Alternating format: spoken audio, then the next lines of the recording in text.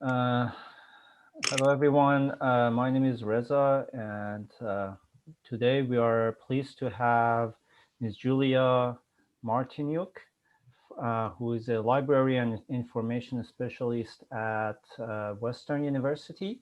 And she kindly agreed to give us a talk and go through some of the important notes that we should always consider regarding academic integrity and about the plagiarism. Um, so with that said, Julia, whenever you're ready, please go ahead and start. Thank you. All right, perfect. Thank you so much, Reza. I'll go ahead and get started. If you have any questions during the presentations, please feel free to unmute yourself and ask, or as well, you can pop it into the chat box and I'll leave time for any questions as well. We do have a half hour to go through this. I'm just gonna try to be quick. And I will share the slides at the end of the seminar. I'll just share a link with you. All right, so just the session outline today. I'm going to go over academic integrity, plagiarism, paraphrasing, citing your own sources, as well as citation managers at the very end briefly. So what is academic integrity? Academic integrity, the International Center for Academic Integrity defines academic integrity as a commitment, even in the face of adversity, to 5 fundamental values: honesty, trust, fairness, respect, and responsibility. From these values flow principles of behavior that enable academic community to translate ideals to action. And it is one of Western scholars' scholastic disciplines for graduate students, and it is mandatory to have an academic integrity module within OWL for any courses. So that's just kind of briefly about that. And I'm going to move on to what is plagiarism. So plagiarism, as defined by the Oxford English Dictionary, is the action or practice of taking someone else's works, idea, etc., and passing it off as one's own. And so that is literacy theft. There's different kinds of plagiarism. There's intentional plagiarism, where it occurs when one claims to be the author of works that he or she knows was originally written completely or in part by someone else. And as well, there is unintentional plagiarism, which occurs when a writer fails to follow proper scholarly procedures for citation without an intent to cheat. And so this gives you a little model as to different forms of plagiarism. So it all falls under the umbrella term plagiarism, but you have intentional, and that is considered to be fraud. But you also have unintentional plagiarism, and that can be patch writing or non-attribution. And so under non-attribution, you have failure to cite or also failure to quote. Is the activity acceptable? Why and why not? And so just looking at these couple examples, we'll see whether or not they are acceptable. So writing on a topic based on what has already been discussed, this is normal, but keep in mind we should write something new and original, not just repeat the things we heard in class. How about cutting and pasting from Wikipedia into your essay? So Wikipedia is not a reliable information source. If you still want to take some information from the Wikipedia, you need to summarize and paraphrase that info and then cite it.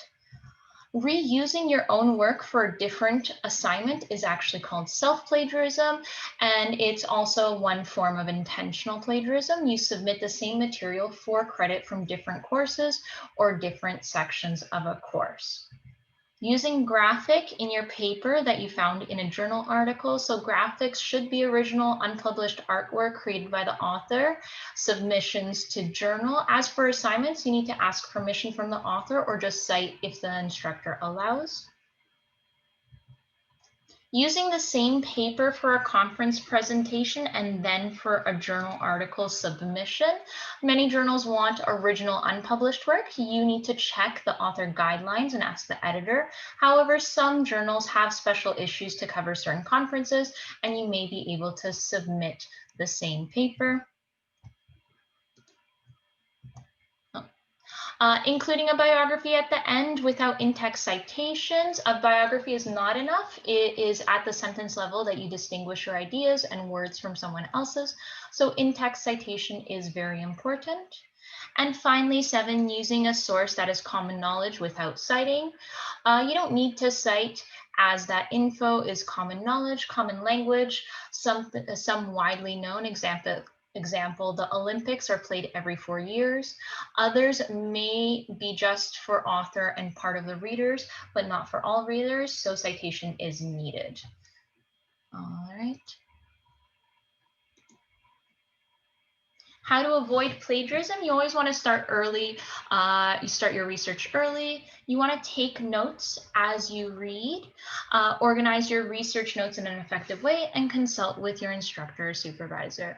And so when I say take notes as you read, you need to spend enough time on your literature review and understand the content from information sources. This is important for you to complete your writing in your own words. And then organize your research notes in an effective way. Take good notes as you read. Note that author, sources info, and page numbers of where you get your ideas and or facts. And there are different ways in which you can credit other people's research. So you can quote, paraphrase, or summarize. And so when you are using quotes, these are referencing the original source. The text produced is the exact length of the original text quoted. Use the original author's exact words, put quotation marks around the exact words, and cite in text, include the page number from the original source. You can also paraphrase other individuals' works. And so you would need to reference the original source. The text produced may be shorter or longer than the original work. It must use your own words. You must retain original intent of the passage, and cite in text include the page number from the original source. And even with summaries, you should be referencing the original source. The text is much shorter than the original text typically, and you must use your own words, usually with a very limited use of quotations, and cite in text, including the page number from the original source. And the value of citations, it is essential to give credit and avoid plagiarism. It allows readers to locate a source later. Citing gives credibility to the argument, and research thoroughness reflected in citation. Moving on to paraphrasing. So what is paraphrasing? Paraphrasing is a restatement of the ideas in an existing work while retaining the original meaning and level of detail. Paraphrasing is used to incorporate ideas outside your arguments. And when we talk about in your own words, what we mean is paraphrasing is not just expressing ideas in your own words. A writer must express the original idea in the context of their own writing.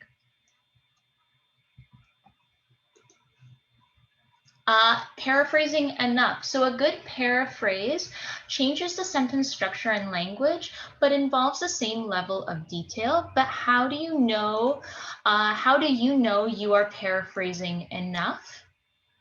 It's not just about replacing words. So paraphrasing, you're not just going to take synonyms. It is still plagiarism to replace words in the original text with synonyms.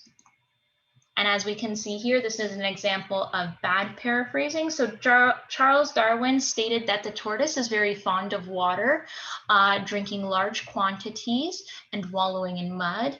And the tortoise, paraphrased supposedly, the tortoise is quite enamored of water, consuming significant amounts and relaxing in the mud. And as you can see here, the words are highlighted in different colors, and they are essentially just synonyms of different words, but the sentence structure is the same.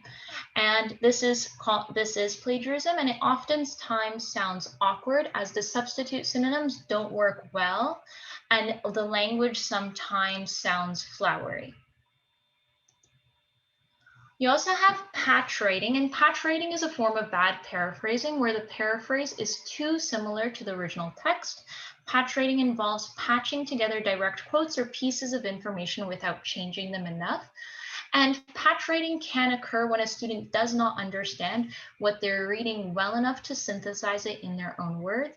And in order to avoid patch writing, read the text carefully and make sure you understand. When students become more comfortable with writing, they rely on this less and less. And so this is just one example. The original here is the long-finned pilot whales are rare visitors to the southern North Sea, but recently two individuals' strandings occurred on the Dutch coast. Both animals shared the same unusual cause of death, asphyxiation from a common sole stuck in their nasal cavity. And so as you can see here, this is patched together and it doesn't really flow, but it's all from the same source. Steps to a good paraphrase. Read the paragraph you would like to paraphrase from and make sure you understand the full meaning. You want to take notes about the important ideas expressed in this paragraph. Put the original work aside and write a paraphrase sentence from your notes. Look over the original paragraph to make sure that you have conveyed the same meaning in a different way, and always remember to cite the original source. Avoiding plagiarism. Lazy paraphrasing is often plagiarism. Don't forget to cite, and paraphrasing without citing the original source is plagiarism.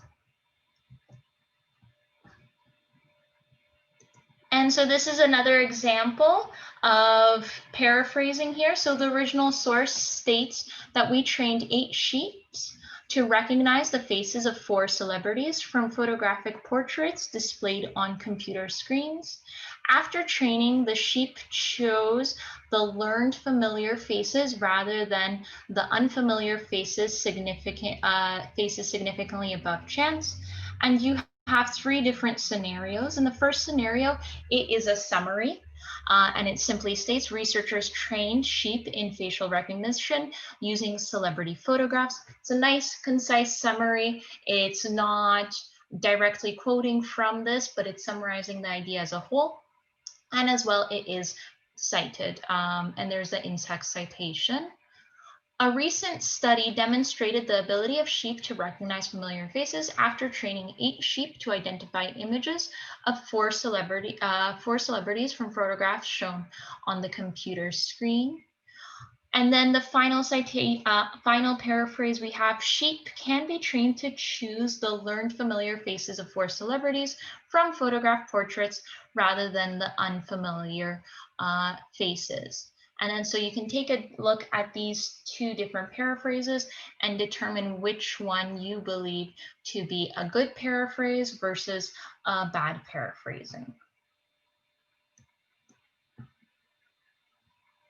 So paraphrasing do's and don'ts. Do change the language and change the sentence structure and make sure to cite the source. Do not substitute words, patch together sentences, patch writing, or plagiarize. Citing your sources. Why do you want to do it? To avoid plagiarism, to show you are aware of past research, to help support arguments, be clear about your own intellectual work, and provide access to original sources. Citing your references what? And so everything that you quote or reproduce directly, everything you use as a direct source of information in your writing through paraphrasing or providing specific information. And that includes background material you give on the topic, processes you describe, data you obtained from other sources, and tables or graphs that you include. Citing your sources. How should you cite them? So guides to popular styles are available at the Western Library's webpage, through the research, through citing and writing and style guides, as well as Purdue's online citation guides. And just a citing summary: when in doubt, cite it. Choose a style and use it consistently. All attribution should have 2 parts. You should have an in-text portion and a reference portion. And depending on the citation style, you might have footnotes or endnotes or in-text citations, but they all need to be there, as well as your bibliography or works cited page. And you want to ensure accuracy and completeness of citations. So, and I'm just going to end off on citation managers as to what they can do.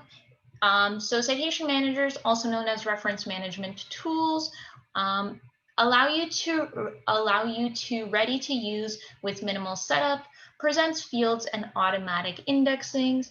It allows for customizable folder arrangements, a variety of import filters, search capabilities, word processing integration, and wide selection of output formats, as well as file storage and collaboration support. And so Western University does not promote one single reference manager. However, there are many different reference managers out there. If you're already using one, that's great. I encourage you to continue using one. If you are not using one right now, it will save you so much time with regards to citing as well as avoiding plagiarism. And there are certain databases, certain reference managers, I should say, that allow you to directly input notes within the PDF. There are ones that are paid versus free. And one of the ones that are popular right now within academia are Mendeley and Zotero, and both of those are free. And so I won't get into that right now, but I'll see if there's any questions at the moment. And so if anybody has any questions.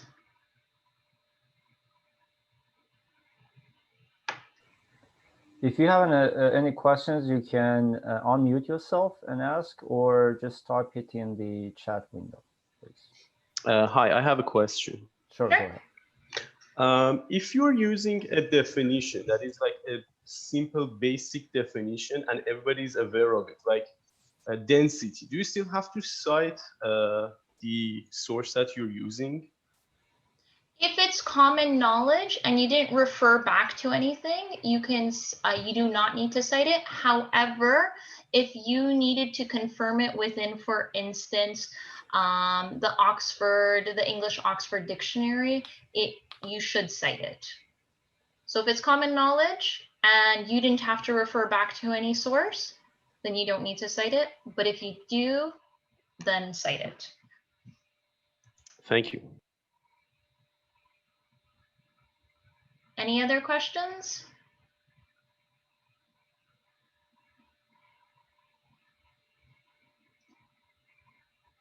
I'm going to take this opportunity then, if there are no other questions, or feel free to ask them in the chat. I didn't know how long this presentation was going to take me, so I wanted to make sure I got through all the important bits. And now I will go through some examples of good paraphrasing versus bad paraphrasing. And so I'd like you to take a look at this. So this is the original text. And the original text states that sea otters consume a wide variety of invertebrate species with varying degrees of defenses armoring. To overcome the protective shells, sea otters sometimes use rocks, shells, human debris, such as bottles, and other prey items as either hammers or anvils to crack open invertebrate prey. If we take a look at this paraphrasing, and it's titled Bad Paraphrasing, we can see that many invertebrate species consumed by sea otters feature a varying degree of defensive armoring. They have been studied using human debris, shells, and rocks as anvils or hammers to overcome the protective shells of their prey. And so if you take a look at that, it sounds very similar to the previous, to the original text. And it just seemed as if they reordered a couple of the sentences and made it so it doesn't look directly the same. And so you want to try to avoid doing that, because that is actually plagiarism. And an example of good paraphrasing would be, the diet of sea otters includes many invertebrates with protective shells or armoring. Sea otters also have been known to use tools such as rocks, debris, or shells to break through this defensive armoring. And so it's talking about the same things, but it sounds different. And this you can see is in its own words. See, there's another citation. A question. And so the question asks, you said that we have to cite our sources, whatever we do, paraphrase or not. So what is the benefit to do paraphrasing?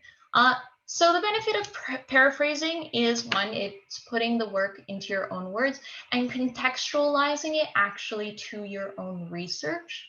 If you do not paraphrase, then you will essentially possibly have an essay that just has direct quote after direct quote, and that's not particularly good with regards to research. And so you want to have a balance. There's certain ideas that the researcher that you're citing, the work, the way that they wrote it, there's no other way for you to paraphrase it, and so you will have to directly cite. But you can't directly cite your whole essay or your whole research. And so it's a good idea to get into the habit of paraphrasing, especially since it allows you to contextualize it within your own research. Does that make sense? Okay, there's another question here. When we are stating a definition, is it appropriate to write part of it in our own words and put quotation marks, quotations around certain words from the source?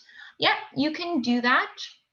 However, you just want to make sure that your own words are actually your own words and it's just not paraphrasing. Yeah. I'm not, okay, and so there's a final question here right now. Is there any free tool to check plagiarism with? I know there's turnitin.com, but I'm not familiar with whether or not it is free. However, there is sometimes issues with these check plagiarism tools that at least a couple years ago, they were saying that like students' papers had like 60 or 70% plagiarism when in fact it wasn't. So I don't recommend relying on that. I recommend instead making sure that like you have enough time to write your essay and have enough time to actually think about writing and paraphrasing within your own words and trying not to plagiarize.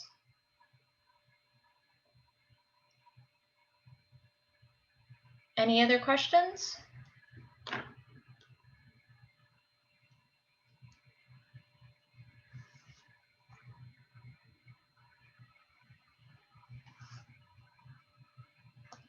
I'm not seeing any other questions right now, but if you have any, keep on sending them in. I'm going to stop sharing for a moment and actually just share with you the slides.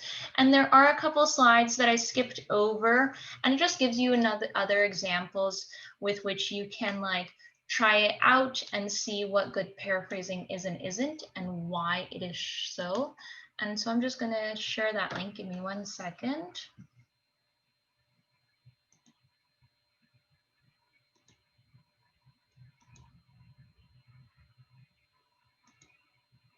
Okay, and so I flopped it into the chat.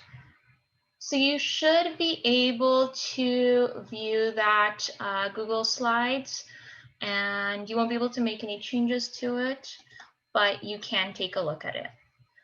So there's another question that appeared. How do you use in-text citations in API when the source doesn't have a writer? So I don't know that off the top of my head, but I'm sure there is a way to do it. Let me just... Yeah. Okay.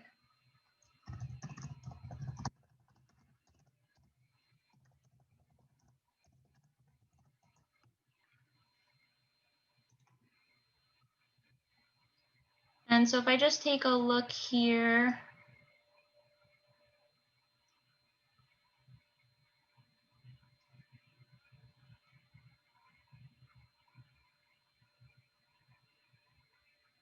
okay, and so according to the LibGuide on APA, it says when a work has no identified author, cite in text the first few words of the article title using double quotation marks, headline style capitalization. All right. So if you have any technical questions about citing, what I'd recommend to do is take a look at the Purdue online guide to citation styles, as well as Western Library's citation styles. And then if you have any questions regarding citations, especially if they're quick questions, if I just share my screen with you once more. Okay, so this is Western Library's webpage. And you have over here the Ask Chat with a Librarian, and that's open from 10 to 10 on weekdays, on Monday to Thursday. Friday, Saturday, and Sunday, they have shortened hours, but that's an instantaneous service in which you can connect with a library worker here. And so if you did have a question about like, okay, I'm uncertain as to how to cite a conference paper, they won't do the citation for you, but they'll send you resources which give you examples which make it clearer. The other thing that's useful to know is underneath the Getting Started here, so this is the main page, underneath Getting Started, you have the research guides, but you also have citing and writing. And so this is, we have style guides available here, as well as information on citation management software and further resources on plagiarism and copyright, as well as a link to the Writing Support Center. Okay, so I'm just going to take a look. So we have 2 more minutes.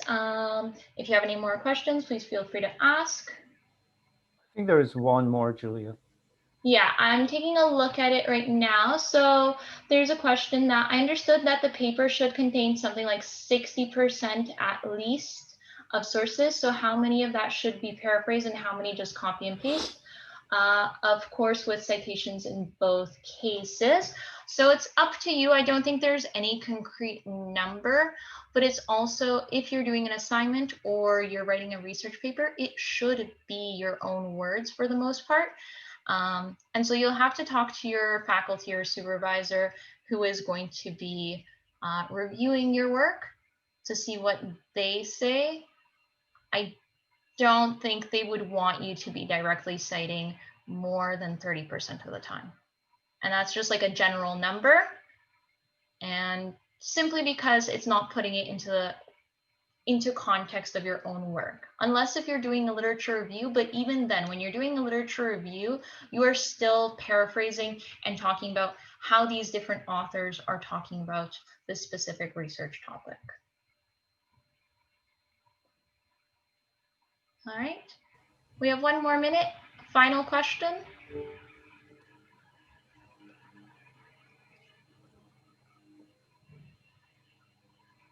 Julia, I want to, can you elaborate on something? Because I often find the students are confused about if they're using figure or graphs from their own work, published, is already published in another journal, and they want to include this figure or graph in another paper.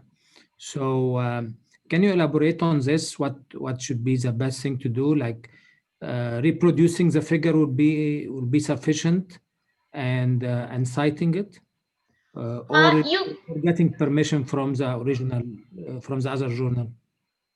So if you wrote your own, if you wrote a paper and it was published within, say, the Journal of Microbiology, and you had published a figure that you created, there's a citation associated with that figure. And if you decide to write another paper for a different journal, you should be able to self-cite that figure unless if there's copyright restrictions with regards to that journal. So you need to make sure that when you do decide to publish within a specific journal, that you actually know what the copyright and Creative Commons licenses associated with that are. Right? And so it's very easy for us to cite other people's work or even our own work within journals, but to recreate, to cite images is a different story. It's a different issue. And so if the Creative Commons license allows you to reutilize that image, as long, there's different kinds of Creative Commons licenses, and so that's like a whole different thing. So the answer is it depends. It's not that easy. And if And copyright is something that's very important, especially when you get further along within your academic career, if you're a master's student or a PhD student. And Western University does actually have faculty support with regards to copyright. And so I'm just highlighting it here on our Western Libraries page. You have faculty support. There's lots of different support here, but that copyright is going to be important, and you want to figure that out before you sign your rights away when publishing. If that's already has happened, there's still some additional resources available to you, and that's something that you should talk to with the copyright librarian. Okay, thank you very much, Julia. I think we should end it here. Very interesting talk and very useful for all of us and all the students participating. I really appreciate that, and I hope we will have you again in our future seminars as well. All right, thank you guys so much for inviting me. And again, if you have any questions, feel free to contact us or contact us through the library's webpage. All right, thank you so much. Thank you very much. Bye now. Bye-bye.